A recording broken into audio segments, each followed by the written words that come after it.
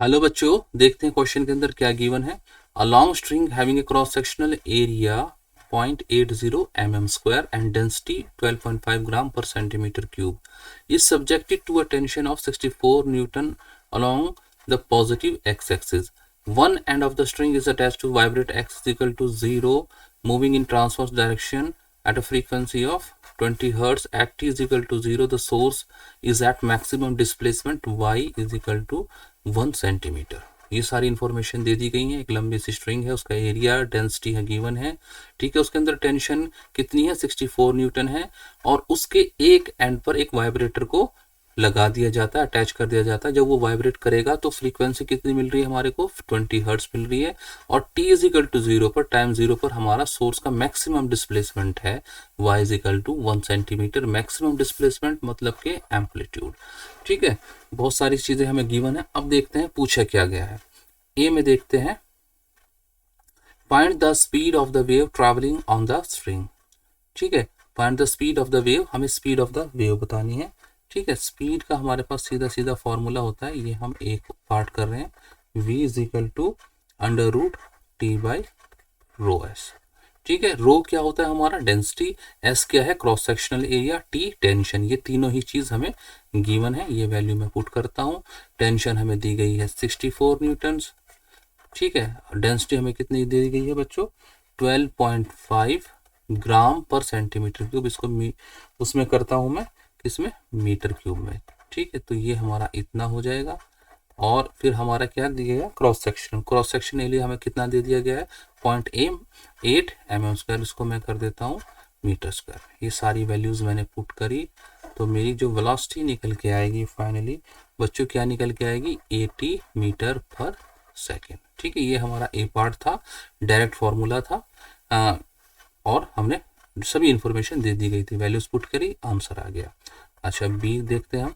B में क्या है, write the equation of the wave. Equation हमारी क्या होती है, अगर हम देखें equation, y is equal to A sine omega T plus या माइनस के एक्स, ठीक है। या फिर ऐसे हो सकती है A cos omega T minus K X. Cos भी हो सकता है, साइन भी हो सकता है। यहाँ पर मैंने देखिए पॉजिटिव डायरेक्शन में दिया है, तो ओमेगा टी और साइन के एक्स के साइन क्या है, अपोजिट होंगे, तो पॉजिटिव डायरेक्शन में, ये दोनों पॉजिटिव में होंगे हमारी। तो अब इनमें से कौन सा होगा, कॉस वाला होगा या साइन वाला। अगर हम देखें at T is equal to 0 the source is at maximum displacement, ठीक है। अगर यहाँ पर टाइम 0 पर देखें और डिस्प्लेसमेंट देखें तो यहाँ पर सब 0 आ जाएगा। तो कॉस साइन वाला ग्राफ तो होगा नहीं, साइन वाला ग्राफ तो कुछ इस तरीके से होता है, ठीक है। अगर हमारा साइन 0 होगा, अगर टाइम 0 होगा तो सब वैल्यू 0 होगी। लेकिन हमारा क्या है, ये गिवन क्या है, अगर हमारा टाइम इज इक्वल टू 0 है, देखिए ये कॉस वाला ग्राफ आएगा, टाइम 0 है तो हमारा मैक्सिमम डिस्प्लेसमेंट कितना दे रखा है, 1, यहाँ से लेके 1 ठीक है सेंटीमीटर दे रखा है। तो इसमें साइन वाला ग्राफ नहीं आएगा, हमारा कॉस वाला आएगा, ठीक है। तो बच्चों हम कौन सा लेंगे, हमारी इक्वेशन सपोज इक्वेशन क्या होगी, ए cos omega T minus K X, ठीक है। तो अब हमें क्या करना है, एम्पलीट्यूड हमें पता है कितना दिया गया है, 1 सेंटीमीटर दिया गया। ओमेगा हमें फाइंड आउट करना है और के फाइंड आउट करना है, तभी हमारी ये वेव की इक्वेशन बन पाएगी, ठीक है। ओमेगा के लिए हमारा फर्स्ट क्या फॉर्मूला होता है, ओमेगा होता है 2 पाई एफ, ठीक है। 2 पाई एफ कितना दिया हुआ है, 20 हर्ट्ज, तो हमारा कितना हो गया ये 40 पाई, ठीक है। ओमेगा जो हमारा क्या हो गया 40 पाई रेडियन पर सेकेंड। अच्छा, अब हम के की बात करते हैं। के लिए हमारे पास फॉर्मूला है ओमेगा अपॉन वी, ठीक है। के क्या होता है, वेव नंबर, ओमेगा क्या है, एंगुलर फ्रीक्वेंसी, एफ क्या है फ्रीक्वेंसी, वी वेलोसिटी है हमारी। तो हम पुट करते हैं सभी वैल्यूज, 40 पाई, वी कितना अभी कैलकुलेट किया हमने, 80 करा है, तो ये कितना हो जाएगा, पाई बाई 2 पर मीटर, ठीक है। ये वैल्यूज हमारी निकल के आ गई।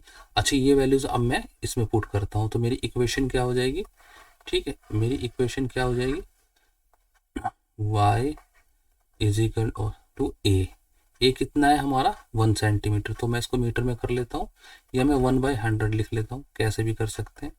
ये हमारा कॉस आ गया, ओमेगा कितना आ गया 40 पाई, ठीक है। ओमेगा इसके साथ टी हो गया, ओमेगा टी हो गया, और के हमारा कितना है पाई बाय 2, ये x हो गया। तो ये हमारी क्या हो गई, वेव की इक्वेशन हो गई। इसको मैं ऐसे भी लिख सकता हूँ 0.01 cos 40 pi T minus pi by 2 x. ये हमारी फाइनल वेव की इक्वेशन हो गई बच्चों। ठीक है, अब हमारे से ये हमारा बी पार्ट हो गया। ठीक है, ये हमारा बी पार्ट हो गया, ये फाइनली वेव की इक्वेशन है। ठीक है, हम इसको बार बार यूज़ करेंगे। मैं इसको लिख लेता हूँ, थोड़ा सा ऊपर की साइड लिख लेता हूँ, ये हमको रब भी करना पड़ सकता है। तो 0.01 cos 40 pi T minus pi by 2 x.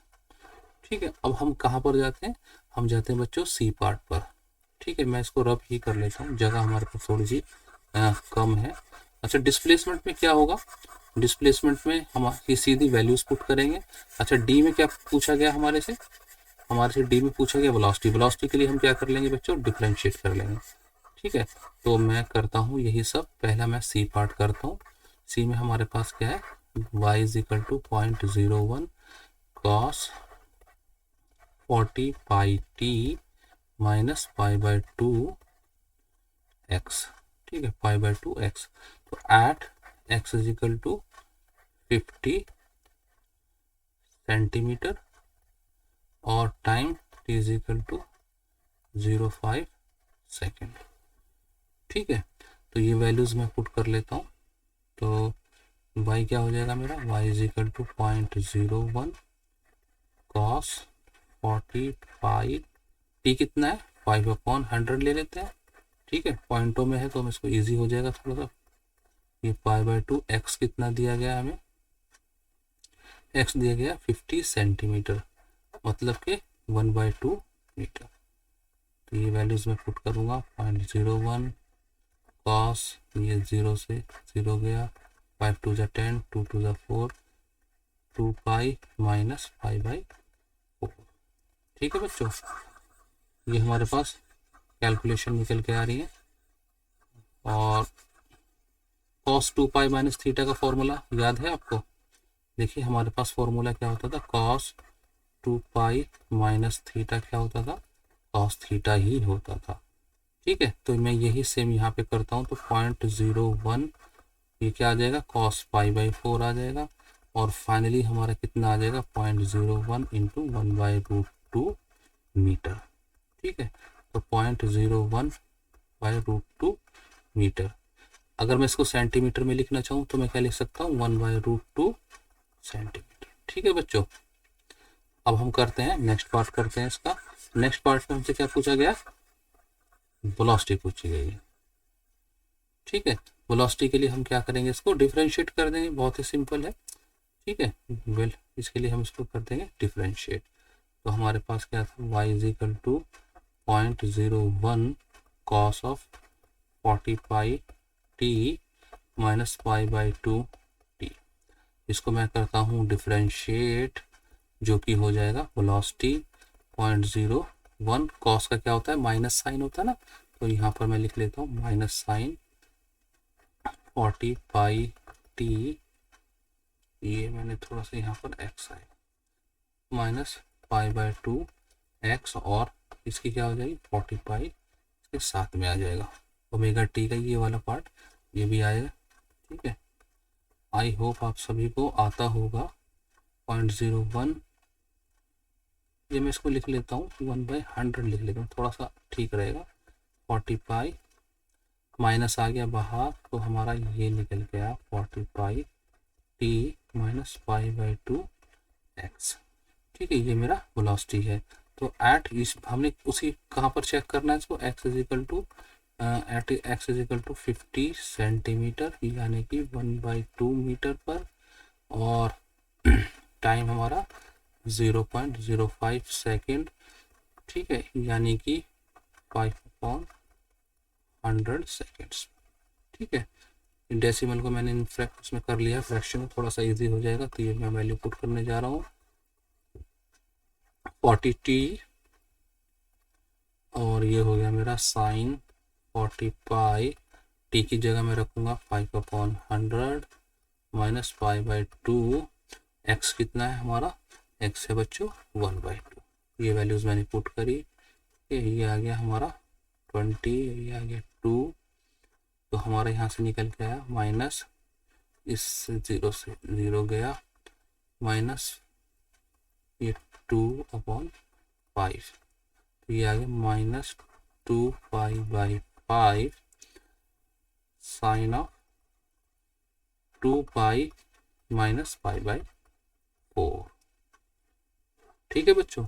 और हमारे पास एक फॉर्मूला और होता है, वो फॉर्मूला क्या था हमारे पास, अगर मैं कहूँ साइन ऑफ 2π माइनस थीटा, तो वो क्या होता है माइनस का साइन ऑफ थीटा। तो यही मैं यहाँ पर अप्लाई करता हूँ, तो ये क्या निकल के आ जाएगा हमारा minus 2π/5 multiply minus of sine π/4 और फाइनली 2π/5, और ये क्या होता है 1/√2।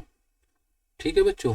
अगर हम इसका आंसर चेक करते हैं, ये कैलकुलेट करते हैं, तो हमारा लगभग कितना आ जाएगा, ये आ जाएगा 89 सेंटीमीटर पर सेकंड। सेंटीमीटर की बात कर रहा हूँ, और ये कितना आ जाएगा अप्रॉक्स आ जाएगा। ठीक है। आई होप बच्चों आपको समझ में आ गया होगा। ठीक है। Good luck, goodbye, thank you.